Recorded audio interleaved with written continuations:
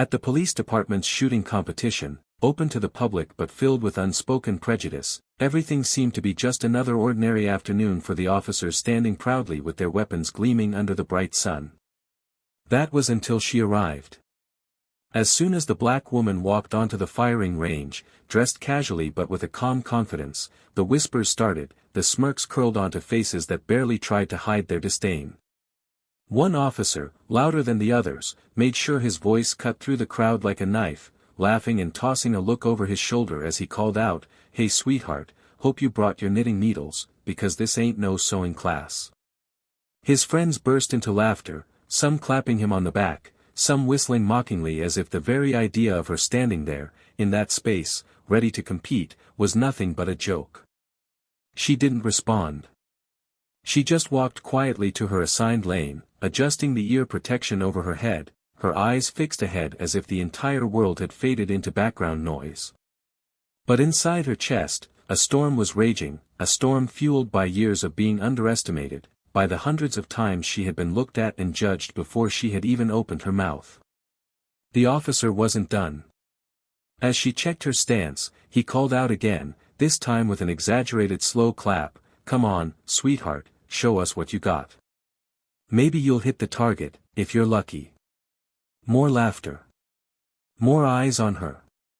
The humiliation wasn't just in the words, it was in the air, in the sneering looks, in the way people backed away from her as if she was somehow contaminating the space with her very presence.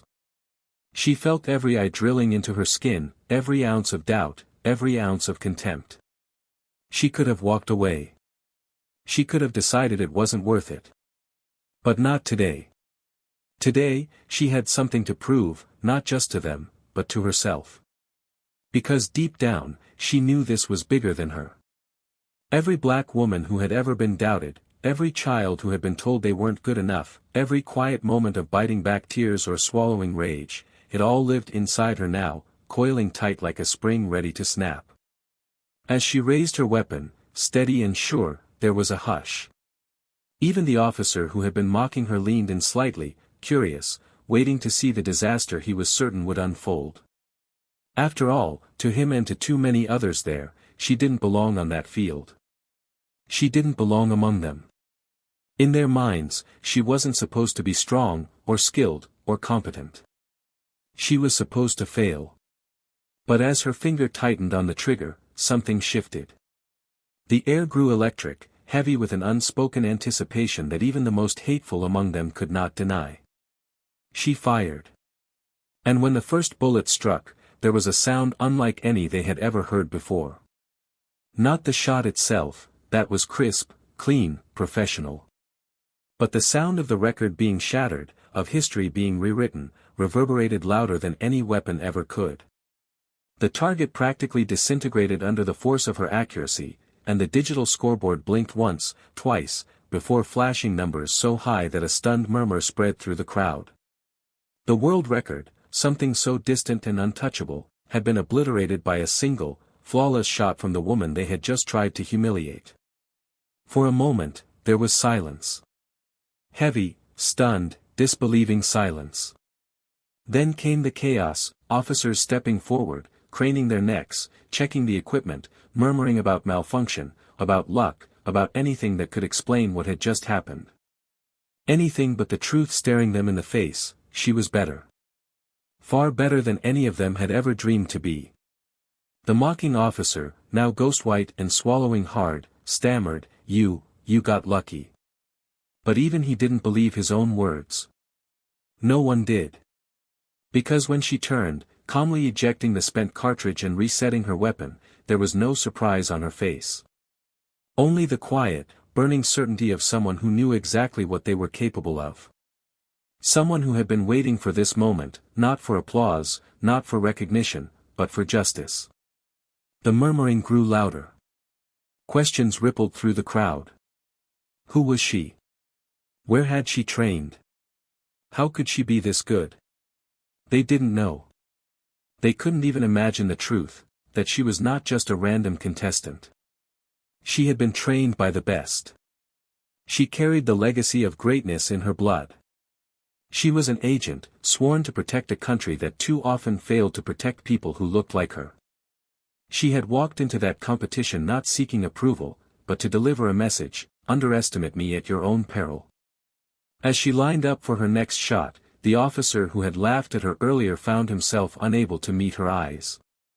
His hands, once so steady, now trembled slightly. His friends had fallen awkwardly silent, their previous bravado crumbling into unease. Because deep down, they knew. They knew they hadn't just mocked a woman. They had mocked a warrior. They had mocked excellence. And now, they would have to live with what was about to happen next.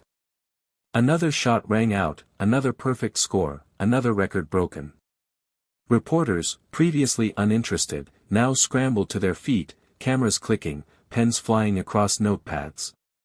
This wasn't just a competition anymore. It was a revolution. A reckoning.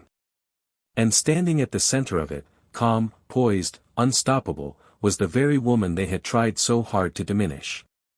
As the event spiraled into chaos, with officials arguing, trying to figure out how to spin what had just happened, she remained unmoved. She wasn't there for their validation. She wasn't there for their apologies. She was there to show every single person watching that greatness has no color, that skill knows no gender, and that dignity demands no permission. The officer who had started it all, now red-faced and sweating, tried to approach her, fumbling for words, for excuses, for anything that could save face. But she didn't even flinch.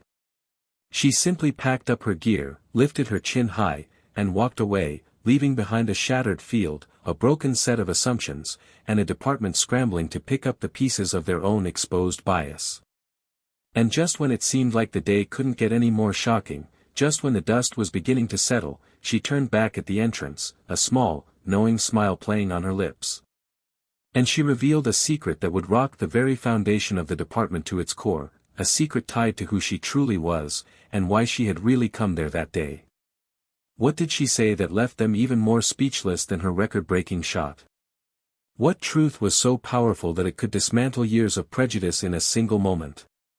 Stay with us, because what comes next will change everything you thought you knew. Before we dive into today's story, we want to take a moment to say something important. Here at Plough of Twist, we stand firmly against all forms of racism and discrimination. We believe in equality, dignity, and respect for every person, no exceptions. If you're part of our Black community watching right now, know that you are seen, you are valued, and you are celebrated. Thank you for being here. Now, get ready for a powerful story that will inspire you. Don't forget to subscribe to the channel and hit the like button if you believe in justice. Enjoy the story. The heavy summer air of Birmingham, Alabama clung to the skin like a second layer, thick with humidity and the distant scent of hot asphalt and barbecue smoke. In a city still grappling with the tangled roots of its past, where the monuments of history stood alongside the quiet persistence of inequality, the annual police skills competition was both a tradition and a showcase, a pageant of precision and pride meant to display the strength and skill of the department to the public. The event was held at a sprawling outdoor range at the edge of town, a complex of neatly cut fields and concrete lanes bordered by a few scrawny trees, barely offering any shade against the brutal sun. Flags whipped lazily in the hot breeze, and families milled about, sipping cold drinks and cheering for the competitors. On the surface, it was a celebration. Beneath that, however, was an unspoken understanding: not everyone who walked onto that field was truly welcome. Tiana Robinson adjusted the black cap low over her braids, shading her eyes as she stepped out of her battered old SUV. At 28 years old, she had seen more of the world's cruelty than most people twice her age. Her dark brown eyes scanned the crowd, noting the subtle but telling glances that followed her as she walked.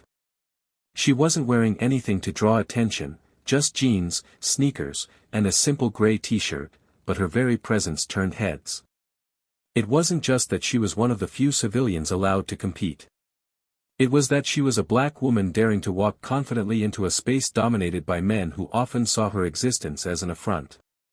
Tiana had grown up just a few miles away in the South Side, where cracked sidewalks and rusted playgrounds told the stories no history books cared to. Raised by her grandmother after her mother's death and her father's disappearance into a system that was never meant to heal him, Tiana had learned early that survival required more than strength. It required sharpness. Strategy. A heart that could endure being hardened by betrayal and softened by love in the same breath. From the time she was a little girl, her grandmother had told her stories of her grandfather, the legendary Harold Robinson, a marksman whose name once rang out in shooting competitions across the country, before politics and prejudice quietly erased him from the spotlight. What the world forgot, Tiana remembered. And she carried that legacy in her bones. But Tiana was not just the granddaughter of a legend. She had carved her own path, a path far more dangerous and demanding. Years of discipline, sacrifice, and silent battles had led her to the FBI, where she served as a special agent specializing in forensic ballistics. In a world where even her own colleagues sometimes doubted her, she had built a reputation that was impossible to ignore: meticulous, fearless, brilliant under pressure. Yet even with all her credentials, even with the badge tucked carefully in her glove compartment, she knew better than to expect respect from everyone. Especially here. Especially today. The event was buzzing with competitors, a mixture of local police officers, SWAT members, and a smattering of military veterans. They clustered in tight groups, laughing, swapping war stories, comparing gear. As Tiana made her way toward the registration table, she caught snippets of conversation, casual, dismissive, punctuated with the kind of humor that only ever punched down. She ignored it, focused on the task ahead. Today wasn't about them. Today was about her. Behind the registration desk, a heavy-set man in a crisp polo shirt and mirrored sunglasses gave her a once-over, his expression shifting from neutral to patronizing in the span of a heartbeat. "Here for the spectators?" he asked, tapping his pen on the clipboard. Tiana met his gaze without flinching. "No. Competitor," she said, voice steady. He blinked, then barked a short, humorless laugh. "All right, if you say so," he muttered, handing her a numbered badge and pointing her toward the staging area. She pinned it to her shirt and walked away, feeling the weight of every skeptical stare pressing against her back. The staging area was a patch of dirt and concrete where competitors checked their weapons and waited their turn. Tiana unpacked her customized Glock from its case, carefully inspecting the slide and magazine before running a cloth over the barrel.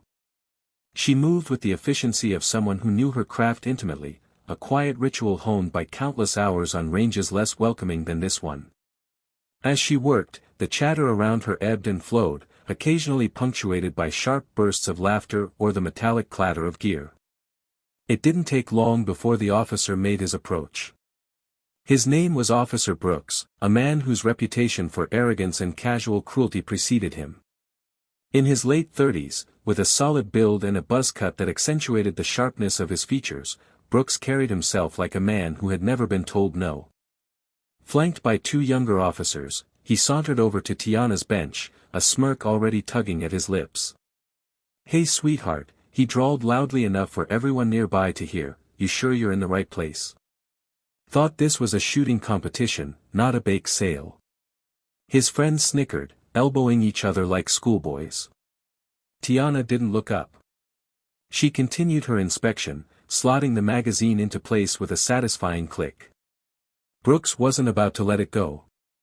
"Seriously," he said, stepping closer, voice oozing false concern, "hope you got some strong arms under that shirt. We don't want you getting hurt out there." His tone was mocking, each word dripping with condescension. Around them, a few other competitors chuckled, some not even bothering to hide their amusement. Tiana tightened her grip on the weapon for a moment, the plastic cool against her palm, then set it down slowly and stood, meeting Brooks' gaze levelly. "I'm exactly where I need to be," she said quietly, her voice cutting through the air sharper than any insult. For a brief second, something flickered in Brooks' eyes, surprise, maybe, or the realization that she wasn't going to fold. But just as quickly, it was replaced by a mocking grin. He raised his hands in mock surrender and backed away, his friends still laughing as they moved on. The first few rounds of the competition went as expected. Officers swaggered up to the line, showing off for the crowd, puffing their chests as they squeezed off round after round, some hitting the targets cleanly, others less so. The crowd cheered politely, save for a few children too young to understand the invisible lines drawn in spaces like these. Tiana waited her turn patiently, feeling the slow, familiar burn of adrenaline building in her chest. Not the wild, panicked rush of fear, but the controlled, steady fire of readiness. She had faced worse than a few sneering men with badges. The moment her name was called, a hush fell over the immediate area. Spectators leaned forward in their folding chairs, competitors turned to watch, and Brooks, standing near the scorer's table, crossed his arms and smirked as if already savoring her inevitable failure. Tiana stepped forward, weapon in hand, her posture relaxed but purposeful.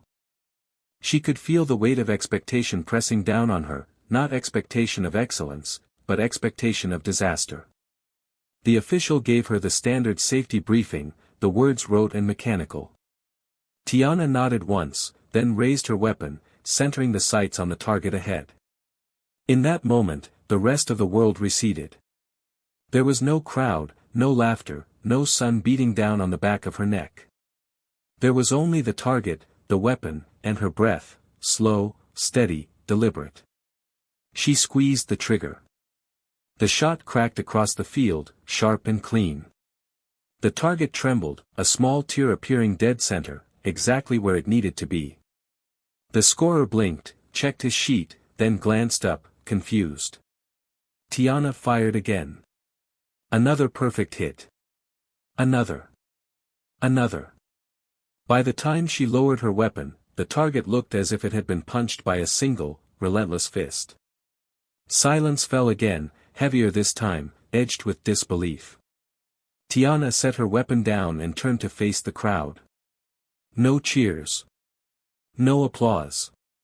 Just stunned, heavy silence, as if the entire range was holding its breath. Brooks' smirk had vanished, replaced by a tight, thin line across his mouth. His arms dropped to his sides, fists clenching and unclenching helplessly. Around him, murmurs started, disjointed, confused, questioning. Who was she? How had she done that? Where had she come from? Tiana didn't offer any answers. She simply nodded once to the scorer, collected her weapon, and walked off the line. Each step away from the target felt like reclaiming something that had been taken from her a long time ago. Dignity. Respect. Power. The competition would continue, names would be called, scores would be tallied, but the atmosphere had changed irrevocably. Something had been broken, not just a record, but an illusion. An illusion that some had desperately clung to for years. And the cracks were only beginning to show. Because Tiana hadn't even begun to reveal the whole truth yet. And when she finally did, the ground under their feet would never feel stable again. The sun began to dip lower in the sky, casting long, sharp shadows across the shooting range as the competition wore on. The crowd had shifted, the easy laughter and casual chatter replaced by an uneasy murmur that hung in the air like static. Everyone had seen what Tiana Robinson had done, but no one seemed ready to talk about it out loud. It was as if acknowledging her performance would somehow validate the uncomfortable questions brewing beneath the surface. Questions that none of them were ready to answer. Tiana stayed near the edge of the field, out of the spotlight but never out of notice. Her calm demeanor, her unshakable focus, it gnawed at the fragile egos around her more effectively than any insult could have. Every once in a while, a pair of eyes would find her, linger for a second too long, then dart away. Across the field, Officer Brooks was seething. He leaned against a metal railing, arms crossed tightly over his chest, jaw grinding. His friends circled around him, murmuring low, conspiratorial words that stopped the moment someone passed too close. He kept stealing glances at Tiana, his pride burning like an open wound. She had humiliated him without even trying. Without so much as a word. And worse, she had done it in front of everyone. His authority, his superiority, everything he thought untouchable, had cracked under the weight of her silent defiance. Brooks' fists clenched so tightly that his knuckles went white. You saw it, he spat under his breath to one of the younger officers beside him. She's hiding something. No way a civilian walks in here and shoots like that. Not unless she's got something up her sleeve. The younger officer, a man named Davis with slick back hair and nervous eyes, shifted uncomfortably. Maybe she's just good, man, he said, voice low. I mean, you saw the scores. She's not just good. She's insane. Brooks shot him a glare so sharp it could have drawn blood. She's not better than me, he hissed. No way in hell. His pride wouldn't allow it. His world wouldn't make sense if it were true. Meanwhile, Tiana waited. She wasn't naive. She could feel the hostility brewing, simmering just beneath the surface like magma. But she didn't flinch. She didn't back away. She sat calmly on the metal bench, methodically cleaning her weapon, wiping down every part with deliberate care, her mind already several moves ahead. She knew what today really was. It wasn't just a competition. It was a battleground. And the fight wasn't over. As she worked, an older man approached her, one of the event organizers. His polo shirt was stretched tight over his belly, and his clipboard trembled slightly in his hands. Excuse me, he said, clearing his throat awkwardly. Miss Robinson, right? Tiana looked up, nodded once. The man shifted his weight, avoiding her eyes. There's been a bit of a situation, he said carefully. Some of the officers are, questioning the validity of your results. Nothing official, of course. Just, some concerns. You understand.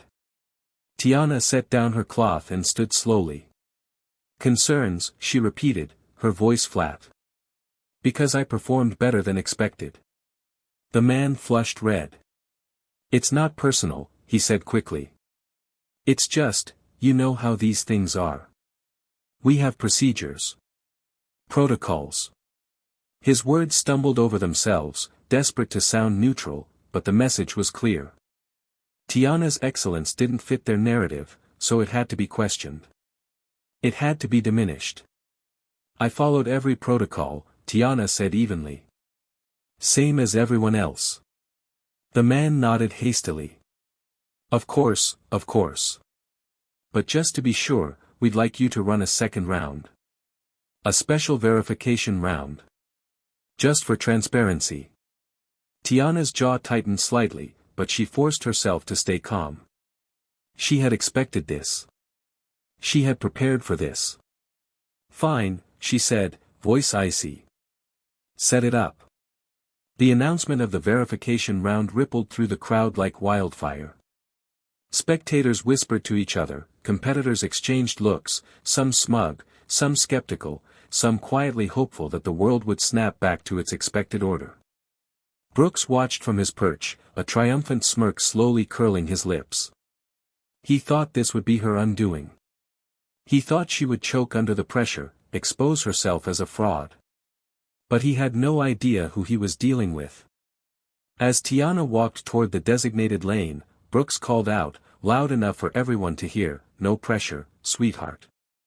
Everyone's watching now. Don't embarrass yourself.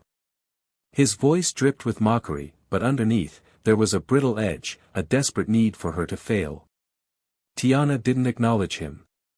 She stepped onto the firing line, raised her weapon, and took a slow, deep breath.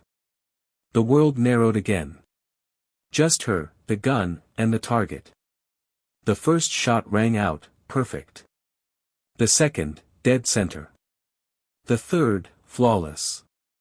By the time the final bullet left the chamber, there was no doubt left. No equipment malfunction. No lucky fluke. Just skill. Raw, undeniable skill. The scorer's face was pale as he tallied the results. When he called out the numbers, there was an audible gasp from the crowd. Higher than before. Higher than anyone had ever seen at one of these competitions. The silence that followed was deafening.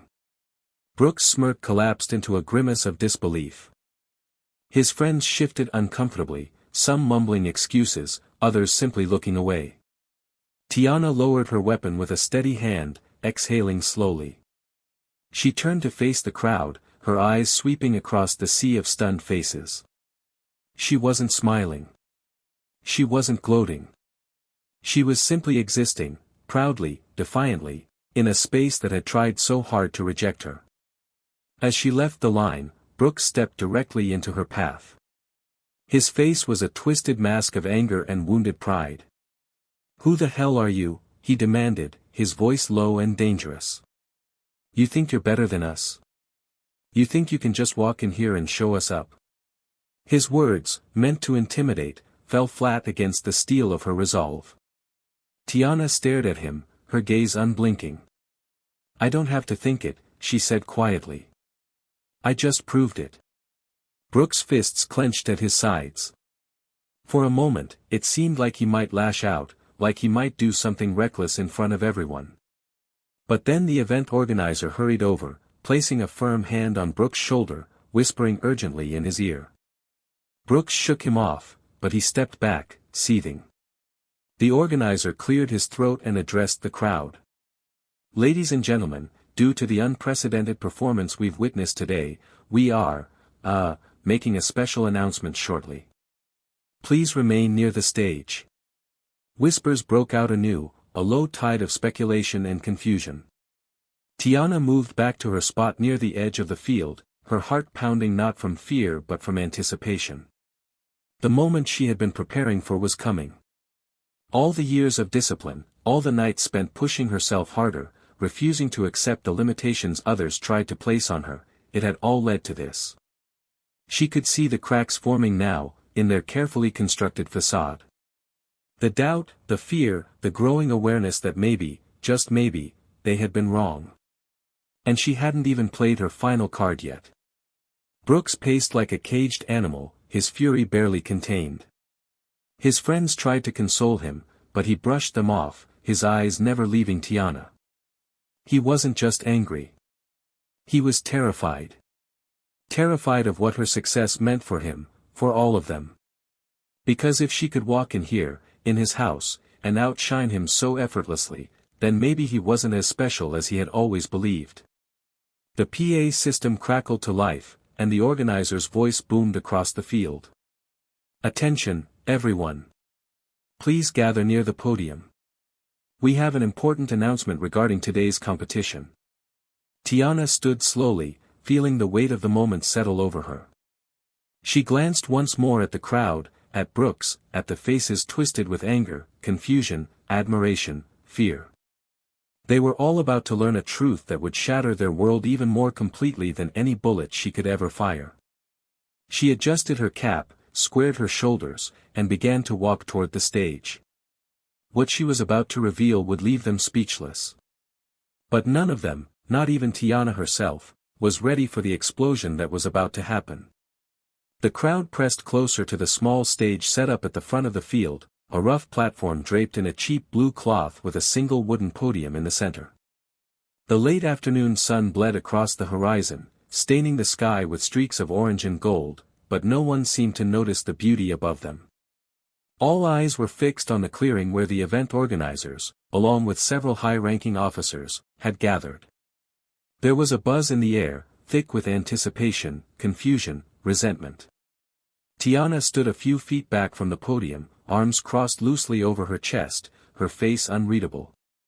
Brooks was nearby, pacing restlessly, throwing sharp glances at her every few seconds, his mind racing with all the ugly possibilities of what was about to happen. The head organizer, a balding man with a strained smile, adjusted the microphone awkwardly. "Ladies and gentlemen, competitors and guests," he began, his voice amplified and scratchy, "we have witnessed some extraordinary performances today, but one performance, in particular, demands special recognition." He cleared his throat, pausing as if unsure how to proceed. "Before we move forward with the awards, there's some information that needs to be shared with all of you." Tiana felt the weight of 100 eyes pressing down on her. She didn't move, didn't blink. She knew this moment was coming, had prepared herself for the storm that would follow. The organizer continued, choosing his words carefully. After reviewing today's scores and performances, and following the request for validation rounds, we were contacted by an official representative from federal law enforcement who was already present among us today. Murmurs rippled through the crowd, uneasy, suspicious. Brooks stiffened visibly, his hand twitching at his side. The organizer shifted nervously, glancing toward Tiana before continuing. We learned that one of today's participants, the one who shattered multiple records, is not merely a civilian competitor. She is a federal agent, operating within the Department of Justice, specializing in forensic ballistics and tactical firearms instruction. Furthermore, he hesitated, licking his dry lips. She is the daughter of Harold Robinson, one of the most decorated marksmen in American history. The explosion was immediate. The crowd erupted into chaotic noise, shouts, gasps, angry muttering, stunned exclamations. Brooks' mouth dropped open as if someone had punched him in the gut. His friends stared at him, waiting for some reaction, some explanation, but he had none. Tiana stepped forward slowly, her movements deliberate, every step resonating with the undeniable weight of her presence. Brooks pushed through the crowd, his voice raw and sharp. "You set us up," he accused, jabbing a finger at her. "You tricked us into letting you compete." His face was red, veins standing out along his neck. Tiana tilted her head slightly, studying him like a scientist observing a particularly pathetic specimen. "No one tricked you," she said calmly, voice carrying easily over the stunned crowd. "I registered just like everyone else. You assumed what you wanted to assume." Brooks shook his head violently, laughing without humor. "You came here to humiliate us," he spat. "You think you're better than us because you're FBI, because your daddy was somebody." His voice cracked at the edges, the mask of control slipping further with each word. Tiana stepped closer, not menacing, just unflinching. "I didn't need to humiliate you," she said softly. "You did that all by yourself."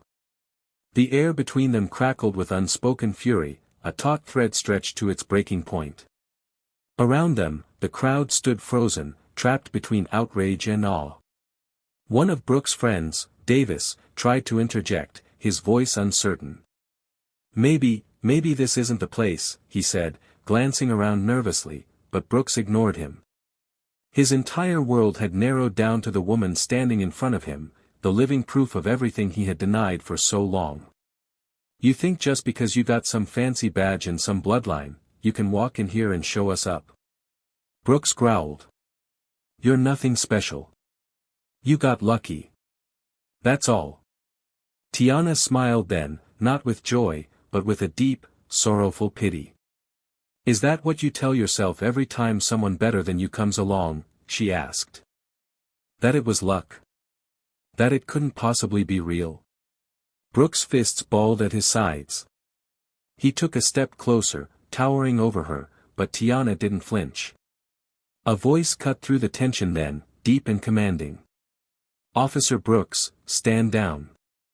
It was the police chief, a broad-shouldered man with silver hair and a face carved from stone. Brooks froze, his body trembling with barely contained rage. The chief walked forward slowly, his eyes locked on Brooks. "You've embarrassed this department enough for one day," he said, voice low and full of finality. Tiana turned her gaze to the chief, holding it for a long moment. He inclined his head slightly, not an apology, but an acknowledgement. It would have to be enough. For now. The organizer stepped back up to the microphone, his face pale. "Ladies and gentlemen," he said quickly, "we will now proceed with the award ceremony." But no one moved. No one cheered. The event was over in spirit, if not in form. The crowd had seen what they needed to see. Their assumptions had been broken, their prejudices exposed under the relentless glare of undeniable truth. Tiana turned without a word and began walking toward the parking lot, her steps measured, her breathing steady. Each footfall felt like shedding another weight, another chain, another lie someone had tried to drape over her shoulders. She didn't look back. She didn't need to. Behind her, the world she had shattered was still trying to piece itself back together. Brooke stood rooted to the spot, his chest heaving, his mind racing through 1,000 ugly thoughts. He wanted to shout, to rage, to somehow erase what had happened.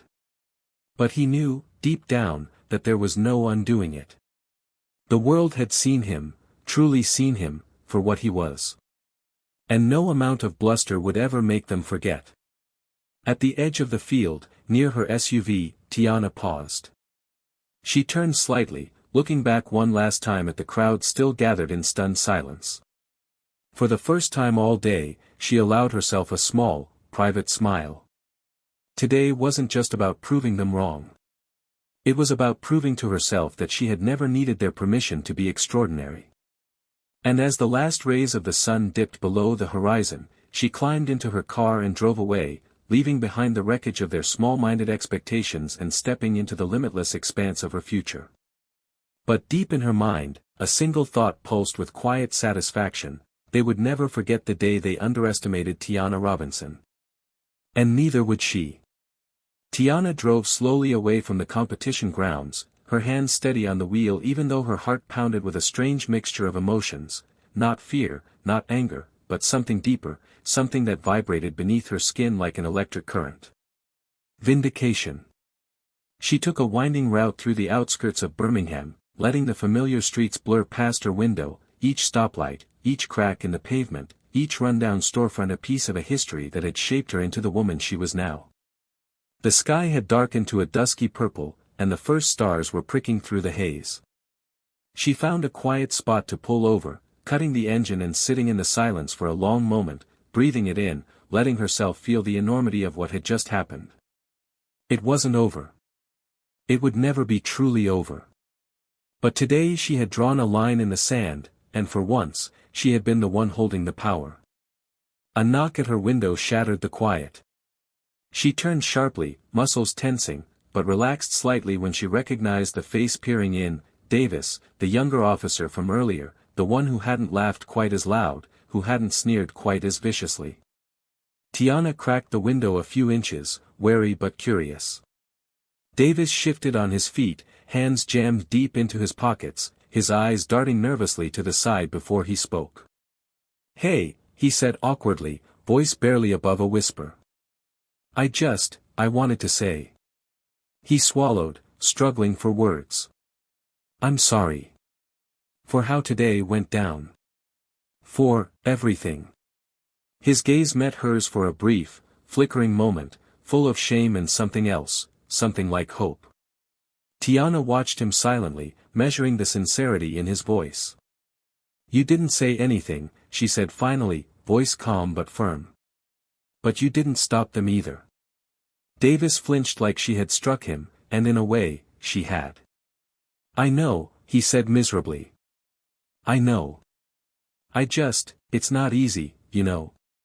Speaking up. Not when you're new. Not when you've got guys like Brooks breathing down your neck." His words spilled out in a rush, desperate for understanding, for forgiveness he hadn't yet earned. Tiana leaned back in her seat, exhaling slowly. "It's never easy," she said, her voice softening just slightly. "But that's the point. Doing the right thing when it's hard, that's when it matters most." Davis nodded, biting his lip. "I'm gonna do better," he said quietly. "I swear." There was a rawness in his voice that Tiana recognized, an ache to be better, to not be swallowed by the ugliness around him. She gave a small, almost imperceptible nod. "You've got work to do," she said. "Don't expect a pat on the back for doing what's right. Just do it."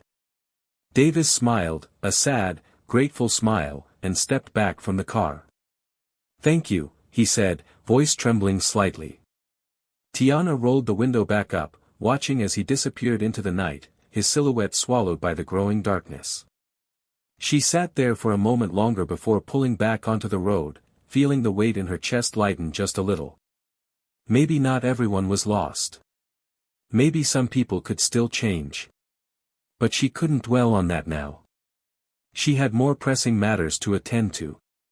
She headed toward downtown, where the FBI's Birmingham field office loomed against the skyline, a blocky, unremarkable building that hid the machinery of power within its bland exterior.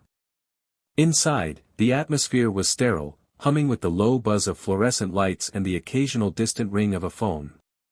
Tiana moved through security with ease, flashing her badge, nodding at the familiar faces who gave her curious, sometimes wary glances. She made her way to the conference room where her supervisor, Special Agent Monroe, waited. He was a tall, wiry man in his 50s with a weathered face and piercing gray eyes that missed nothing. He leaned against the table, arms crossed, a thick file in front of him. "You made quite the impression today," he said without preamble as Tiana entered. She closed the door behind her and crossed the room, standing at ease but alert. Monroe's gaze sharpened. "You ready for what comes next?" he asked. Tiana nodded once. "Always," she said.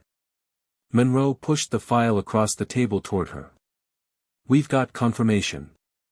Brooks has been under internal investigation for months, harassment, falsifying reports, excessive force.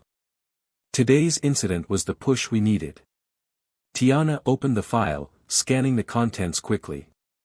It was all there, the complaints, the disciplinary write-ups, the testimonies that had been buried under layers of bureaucracy and fear. Her chest tightened with a grim satisfaction. She hadn't just exposed Brooks' bigotry to the world. She had opened the door for real consequences. "We're recommending termination," Monroe said. "And possibly federal charges, depending on what else we dig up." Tiana met his gaze, her voice steady. "He won't be able to hide behind the badge anymore." Monroe nodded. "No. Thanks to you." For a moment, neither of them spoke, the weight of what had been done, and what still needed to be done, hanging between them. Finally, Monroe straightened, grabbing his coat. "Get some rest, Robinson," he said. "You've earned it." Tiana nodded again, gathering the file and tucking it under her arm. As she walked out into the cool night air, the city stretched out before her, a tapestry of lights and shadows, promises and threats.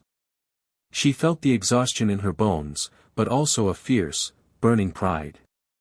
Not the kind that needed parades or medals, but the quiet, enduring kind that came from standing up when it mattered. From refusing to shrink. From refusing to be silent. Her phone buzzed in her pocket and she pulled it out, glancing at the screen.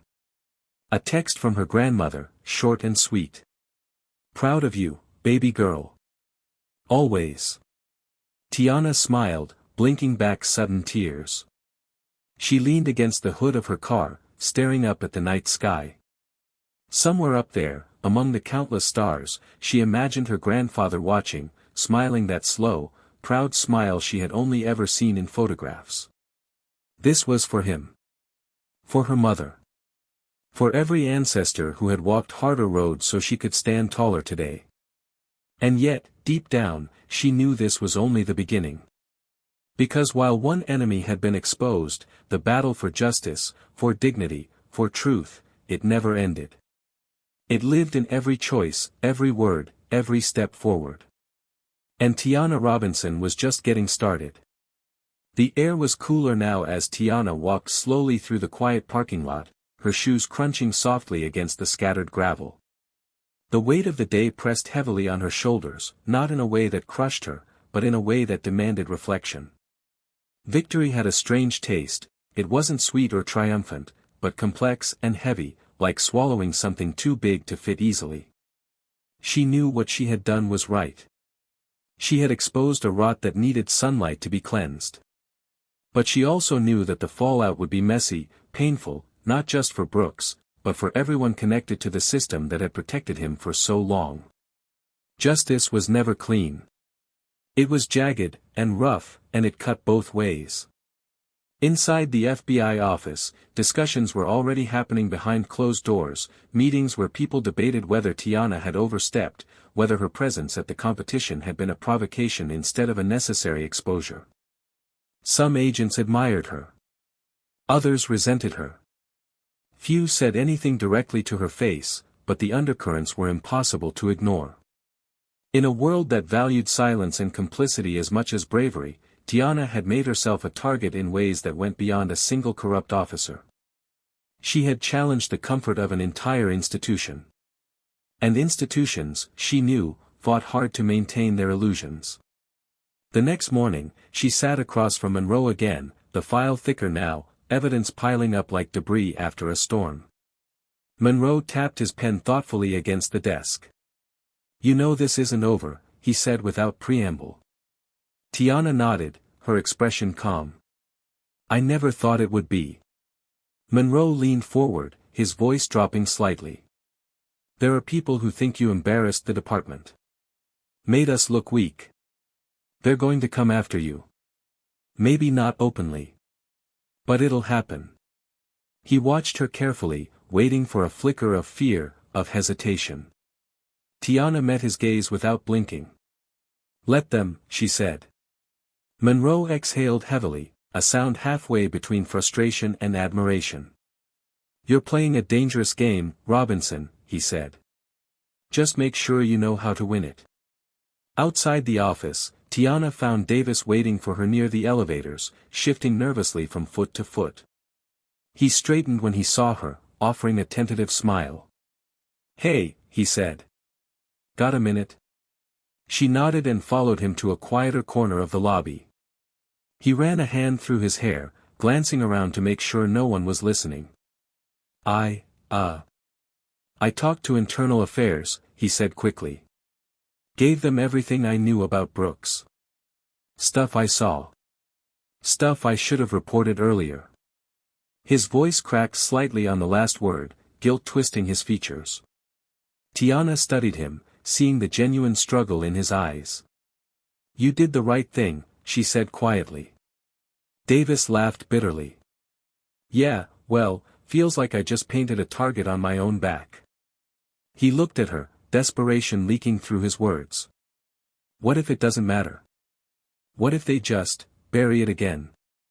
Tiana placed a hand lightly on his shoulder, grounding him. "Then we dig it back up," she said. "As many times as it takes." Davis nodded, swallowing hard, clinging to the hope she offered like a drowning man to a lifeline. But as Tiana left the building, the weight of the coming battles settled deeper into her bones. It wasn't just Brooks. It was the culture that allowed him to exist, to thrive. And confronting that meant confronting not just individuals, but entire systems, entire histories built on exclusion and silence. The victory at the range had been public and dramatic. The war ahead would be fought in smaller, quieter, more dangerous ways. Later that evening, she met with her grandmother at the small house on the south side where she had grown up. The walls were lined with photographs, memories pressed into frames, her mother, smiling proudly in her college graduation gown, her grandfather, posing with a massive trophy and a quiet, reserved smile. Her grandmother, tiny but fierce, stood at the stove stirring a pot of gumbo, the rich smell filling the air. "You did good, baby," her grandmother said without turning around. "I saw it on the news. They tried to make you small. You made them see you." Tiana leaned against the counter, feeling the tension in her chest ease slightly. "It's not over," she said. Her grandmother nodded slowly. "It never is," she said simply. "Not for us." She turned then, fixing Tiana with a gaze that had weathered decades of storms. "You ready for that?" Tiana hesitated, the enormity of the question settling over her like a shroud. Was she ready to keep fighting? To risk her career, her safety, for a truth that so many wanted to stay buried? She thought about Davis, about the people who would suffer if no one stood up. She thought about the children growing up in neighborhoods like hers, learning the old lessons of silence and survival. She thought about the look on Brooks' face when he realized he had lost not just a competition, but his illusion of superiority. "I have to be," she said finally. Her grandmother smiled, a slow, proud smile that reached all the way to her eyes. "Then you are," she said. The next few days were a blur of meetings, interviews, paperwork. Tiana testified before an internal review board, laying out the events at the competition with meticulous clarity. She answered their questions calmly, refusing to be rattled by the subtle insinuations buried within them. At one point, a senior agent leaned forward, fixing her with a steely gaze. "Did you intend to cause disruption, Agent Robinson?" he asked. Tiana met his stare unflinchingly. "I intended to reveal the truth," she said. "If the truth is disruptive, that's not my fault." The room was silent after that, the tension thick enough to taste. Outside the hearing room, Monroe caught up with her, his face grim. "You're making enemies," he said in a low voice. Tiana shrugged. "I'm making necessary changes," she corrected. Monroe shook his head, a ghost of a smile playing at his lips. "Just watch your back, Robinson. Some folks would rather kill the messenger than face the message." The word stayed with her as she drove home that night, the city lights blurring into a kaleidoscope of color and movement. Was it worth it? The danger, the isolation, the constant uphill battle. She thought about quitting sometimes, about walking away and finding a quieter life. But every time she did, she remembered the look on Davis's face, the desperate gratitude of someone who had needed someone to believe that change was possible. She remembered her grandfather's steady hands, her grandmother's unwavering eyes. Change didn't come from comfort. It came from courage. And she had plenty of that left. Still, the dilemma gnawed at her, the knowledge that her actions, righteous as they were, had consequences. Brooks had been suspended, pending final investigation. His career, his reputation, his life as he knew it, all in ruins. Part of her was satisfied. But another part, quieter and more complicated, wondered about the human cost. He wasn't a good man. But he was a man. And she had helped destroy him. Did justice demand mercy? Could it? These were questions no courtroom could answer, no badge could simplify. And as Tiana sat on her porch that night, the warm Alabama breeze whispering against her skin, she knew she would have to live with those questions, just as she would live with the knowledge that doing what was right sometimes meant breaking things that could never be put back together. But even with the doubt, even with the weight of it all, she knew one thing for certain. She would not go back. She would not be silent. And she would never, ever be small again. The following days unfolded with a slow, grinding inevitability, each hour layering new complexities onto the choices Tiana had already made. The city buzzed with rumors, half-truths, and the kind of low, persistent anger that infects the air when long-standing certainties are ripped away. Brooks' suspension had made the news, though the reports were carefully worded, carefully neutral, the system still trying to protect its own even as it bled. Tiana moved through it all like a stone in a river, unmoved by the currents that tried to tug her under. She attended her assignments, submitted her reports, answered questions with the same calm clarity she had shown from the beginning. But inside, she wrestled with the weight of it, the invisible war raging in every glance, every whisper that cut off when she entered a room. One evening, as the sun dipped low and painted the city in shades of burnt orange and deep blue, Tiana sat on the stoop of her grandmother's house, her hands wrapped around a chipped coffee mug that had been there longer than she had been alive. The old woman came out quietly, easing herself into the chair beside Tiana with the slow dignity of someone who had learned not to rush the important moments. They sat in silence for a while, the cicadas singing a relentless chorus around them. Finally, her grandmother spoke, her voice rough but strong. "You thinking about him," she said, not a question, but a statement born of knowing. Tiana didn't answer right away. She stared out into the street, watching the flicker of a porch light across the road. "I'm thinking about all of it," she said finally. "What it cost. What it's still costing." Her grandmother nodded slowly, her eyes sharp beneath her soft gray hair. "Ain't nothing worth doing that don't cost you something," she said. "The only thing you gotta decide is whether the price is too high." Tiana turned the words over in her mind like stones in her pocket, heavy and familiar. "I keep wondering," she said, her voice low, "if I crossed a line. If there was another way." Her grandmother leaned back in her chair, creaking softly. "Girl, they drew the line. All you did was refuse to stay on the side they picked for you. She smiled then, small and fierce. You didn't break nothing that wasn't already broken. They fell back into silence, the kind that wrapped around them like an old quilt, full of shared history and unspoken truths.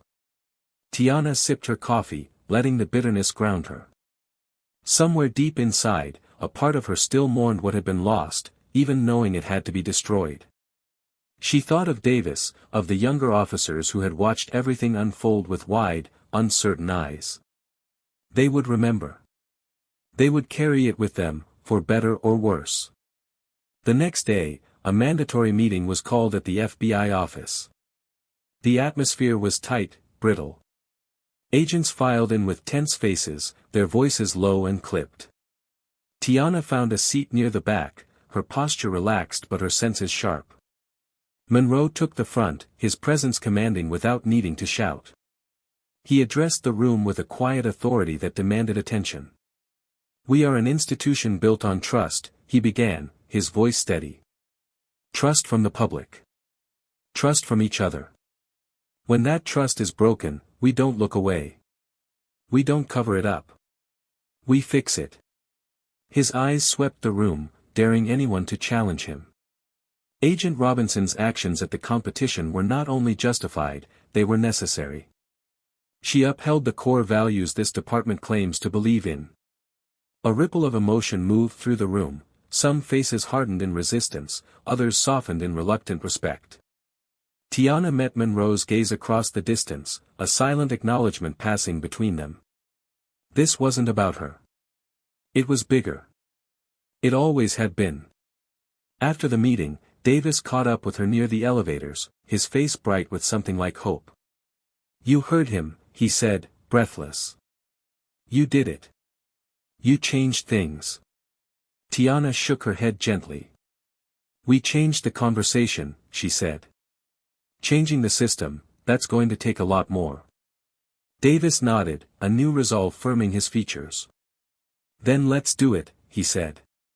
"Whatever it takes." Tiana smiled, a real one this time, and for the first time in days, the tight knot of doubt in her chest loosened just a little. Maybe this was how change began. Not with grand gestures or immediate victories, but with small, stubborn acts of courage, repeated over and over until they built something stronger than fear. Later that night, as she drove home under a sky littered with stars, her phone buzzed on the seat beside her.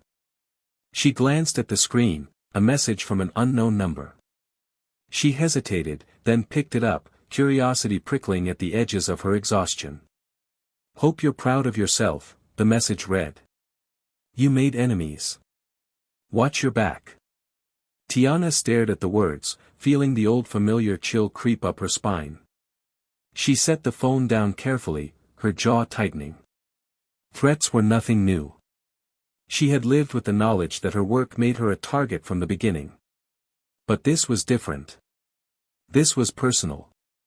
She pulled into her driveway, scanning the shadows carefully before stepping out of the car. Every instinct in her body was on high alert, every nerve humming. She checked the locks on her doors, drew the curtains, made sure her weapon was within easy reach. Fear gnawed at the edges of her composure, but she refused to let it take root. The next morning, she requested a meeting with Monroe.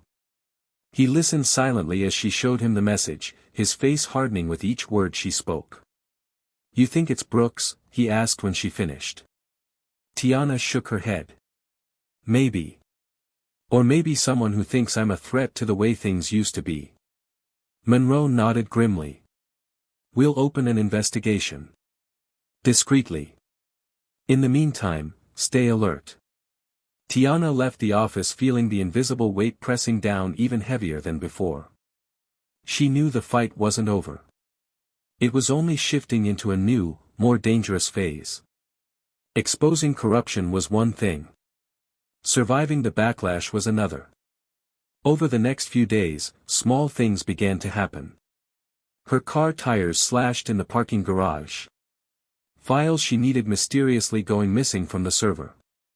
Whispers growing louder when she entered a room. Each incident small enough to be denied, to be explained away, but together they wove a pattern that was impossible to ignore. One evening, as she left the building, Davis caught up with her again, his face pale and tight. "Be careful," he said urgently. "There are people talking. Saying you're making the bureau look bad.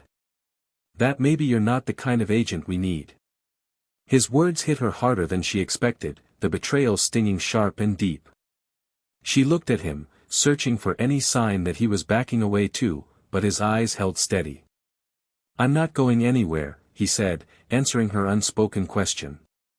"But you need to know. They're coming for you." Tiana nodded, swallowing the lump in her throat. "Let them come," she said. "I'm not hiding."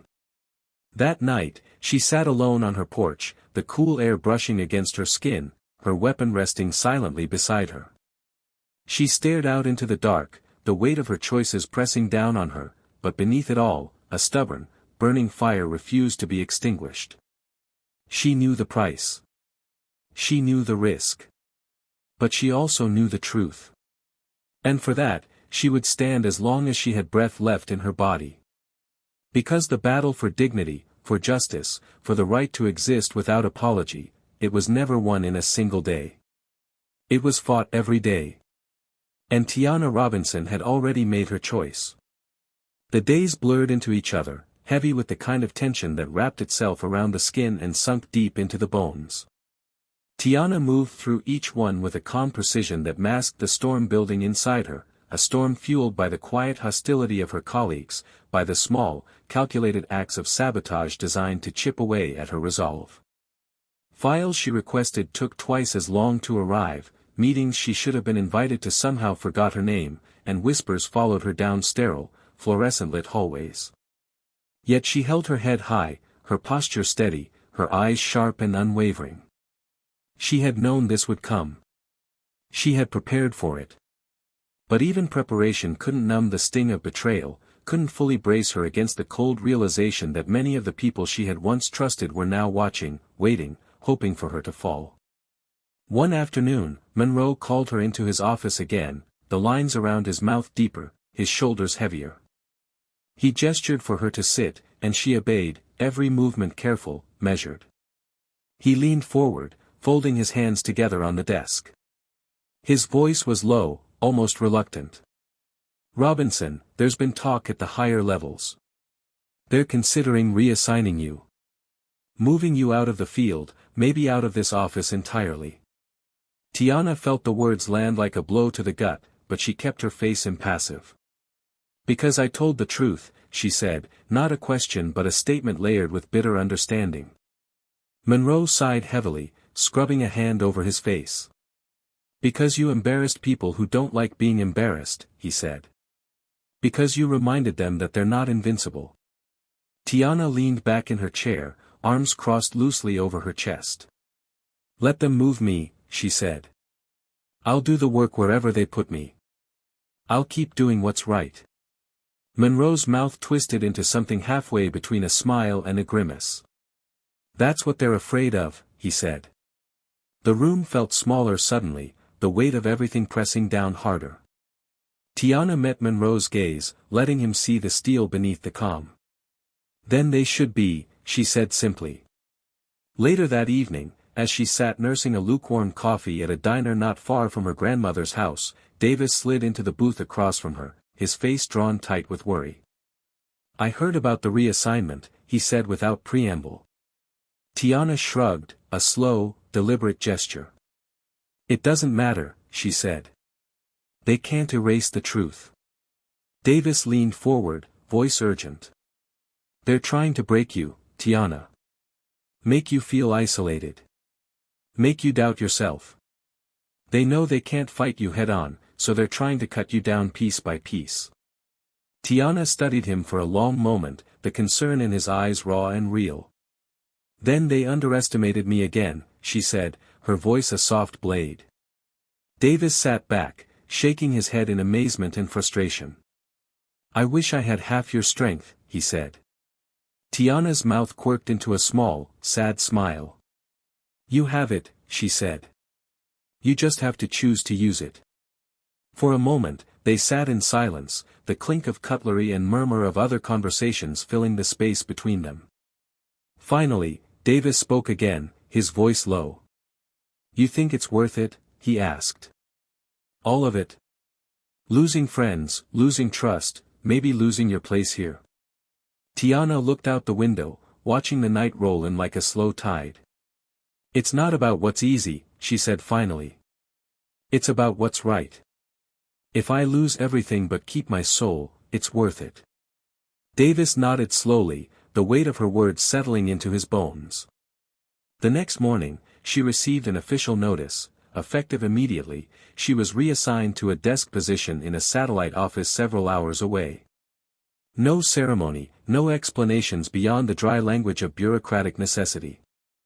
She packed her things quietly, methodically, each file folder and personal item a small act of defiance. As she moved through the halls for what might be the last time, a few colleagues offered quick, uncomfortable nods. Most looked away. At the elevator, Monroe caught up to her, breathing slightly harder from the rush. "Robinson," he said, urgency threading his voice. She turned, waiting. He hesitated, then held out his hand.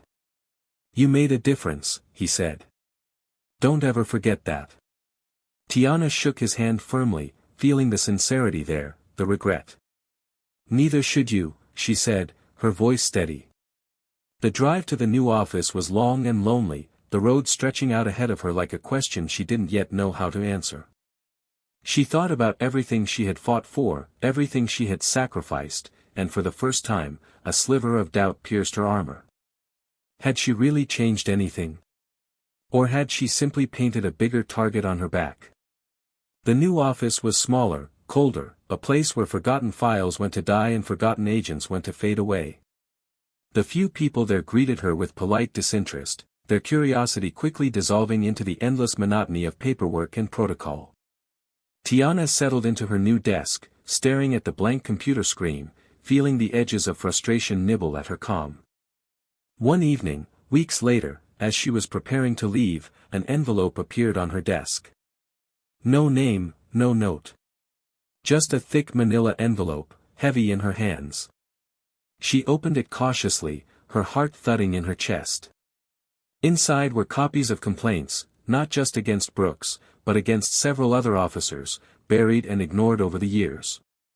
Whistleblower reports. Internal emails. Proof that her fight had cracked something open far deeper than she had realized. At the bottom of the stack was a handwritten note, "Keep going.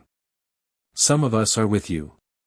Tiana sat back heavily in her chair, the papers spread out before her like a map of hidden battles yet to come. She closed her eyes for a moment, letting the exhaustion and the hope battle inside her, neither winning, both necessary. When she opened her eyes, she knew what she had to do. She would not let them bury the truth again. She would not let fear decide the future. She gathered the papers carefully, her hands steady. Because the fight was not over. Because the truth was still worth it. And because sometimes, change did not come from winning a war. Sometimes, it came from refusing to surrender. Weeks passed, then months, and slowly the tides began to shift in ways that could no longer be ignored. Tiana worked quietly but relentlessly, piecing together the information from the envelope, cross-referencing dates, connecting names, building a case that went far beyond a single bad officer. What she uncovered was a web of corruption and negligence that spanned years, implicating not just individuals but entire chains of command. Her work was methodical, every step documented, every piece of evidence secured beyond the reach of those who might wish it buried. She knew she was putting herself at greater risk, but fear had long since stopped being a factor. She understood now that courage was not the absence of fear, but the refusal to let it dictate your actions. One afternoon, her persistence bore fruit. An independent oversight committee launched a formal investigation based on the materials she submitted. Subpoenas were issued, interviews were conducted, and slowly, the system began to turn on itself. Some tried to deny, others tried to blame each other, but the evidence was too strong, too meticulously laid out. Those who had once whispered against her now scrambled to save themselves. Brooks, who had once seen himself as untouchable, was stripped not only of his badge but of his pension and his standing. He faced criminal charges for multiple violations, and when the final verdict came down, sentencing him to serve time, he sat hollow-eyed in the courtroom, a broken man clinging to the remnants of the arrogance that had once defined him. Tiana watched from the back of the courtroom, her face calm, unreadable. She felt no gloating, no triumph. Only a profound sense of closure. Justice, imperfect and delayed, had finally been served. As Brooks was led away in handcuffs, she allowed herself a small breath of release, a quiet goodbye to a chapter she had fought so hard to close. Davis stood beside her, a silent anchor. He had not only stayed true to his word but had risen within the department, using his voice to push for reforms, for transparency. He had faced his own battles, his own isolation, but he had not wavered. Now, he turned to Tiana, his expression full of quiet gratitude and respect. "You started something, Tiana," he said softly. "You changed the way people think." She met his gaze, feeling the truth of it settle into her chest. It had not been in vain. Back at the FBI office, Tiana was reinstated to her original position, but with a difference. She was no longer the outsider, the anomaly. She was recognized openly as a leader, a symbol of what integrity looked like when it was put into action. New policies were put in place, oversight strengthened, training programs redesigned. It was not perfect. It would never be perfect. But it was better. And it was moving in the right direction. Her grandmother beamed with pride when Tiana showed her the commendation she had received, a framed letter acknowledging her courage and commitment to justice. "You held your ground," her grandmother said, tears glistening in her wise, weathered eyes. "You stood tall when they wanted you to bow." Tiana embraced her tightly, feeling the generations of strength that flowed through that touch, a legacy of resilience that had carried her through the darkest nights. As for Tiana herself, she found a new sense of peace, a steadier place within herself. She had faced the fire and come out stronger, tempered rather than broken. She knew there would always be more battles ahead, more injustices to confront, but she was no longer fighting alone. She had built alliances, inspired change, and perhaps most importantly, she had proven to herself that her voice, her truth, mattered. One evening, standing alone on a rooftop overlooking the city skyline, she allowed herself a moment of reflection.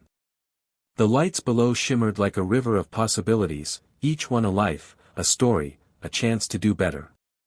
She thought of the young girls growing up in neighborhoods like hers, girls who would hear her story and understand that they could demand more, that they could be the difference they sought. She pulled her phone from her pocket, scrolling through the messages and emails of support that had flooded in from all over the country. Strangers thanking her for her bravery, colleagues offering solidarity, communities rallying around the idea that truth, when fought for, could still win.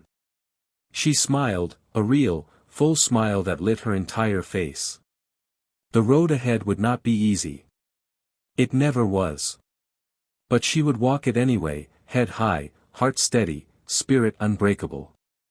And somewhere deep inside, a quiet promise echoed through her soul, a vow to keep fighting, to keep shining, to keep standing not just for herself, but for all those who needed someone to show them it was possible. Because the battle for justice is not won in a single moment, or a single victory. It is won every day, by those who refuse to let it die. And Tiana Robinson would never let it die.